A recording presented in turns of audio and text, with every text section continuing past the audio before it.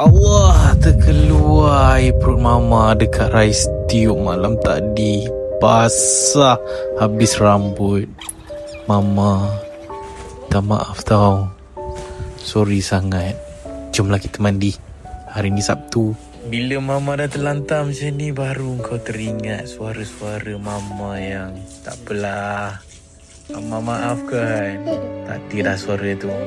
Tapi aku tahu melalui hati mama sedang cakap dengan aku. Aku balas je macam aku tengah borak dengan dia. Apa jatuh? Video aku yang lepas ni ramai tanya macam mana aku mandikan mak aku. Ada yang bagi suggestion, ada yang bagi pendapat. Tapi aku ada cara yang macam ni, yang smooth dan senang untuk aku mandikan mak. Jomlah teman aku hari ni, aku tunjuk korang macam mana aku mandikan mak aku yang terlantar full body macam ni. Nampak je senang tapi sebenarnya tak senang. Awal-awal dulu ramai akan tolong mandikan mak aku, tapi sekarang aku dah boleh buat seorang dah. Kalau kau tengok video ni, simple je aku mandikan mak aku. Konsep aku mandikan mak aku sama macam, ya betul tekaan korang, aku mandikan mak aku macam ala-ala mandi jenazah.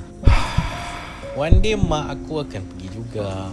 Kalau ada rezeki, sempatlah aku mandikan. Kalau tak ada rezeki, setiap minggu aku dah mandikan dia dah. Kalau korang tengok video ni, aku gunakan canvas untuk alas tilam waterproof ni. Walaupun tilam ni waterproof, aku still alaskan juga canvas. Kalau aku tak alaskan canvas tu, air akan masuk melalui celah-celah zip yang dekat pertengahan tulang tilam tu.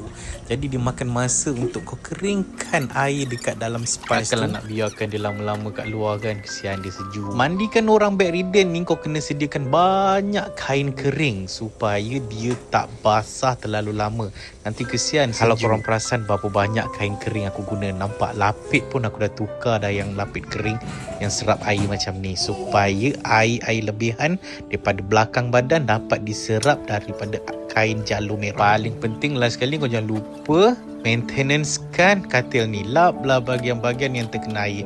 Kalau kau tak lap, biarkan air, katil ni akan berkarat. Karat tak lama lah boleh pakai barang mahal ni. Plus minus, aku memang 20 minit mandikan mak aku dekat luar. Jangan lama-lama. Lagipun mak aku ni memang dependent dengan oksigen. Berani mati tau aku bawa dia keluar tu. Last sekali daripada aku ucapkan congrats dekat korang yang sedang menjaga mak korang. Korang insan yang terpilih. Dan untuk mereka yang baru bawa balik mak seminggu dua tu, jangan lupa DM lah aku. DM kawan-kawan lain juga dekat dalam komen ni. Kita ada pengalaman yang boleh bantu macam mana nak tolong korang minggu pertama atau hari pertama lepas bawa orang bedridden balik rumah.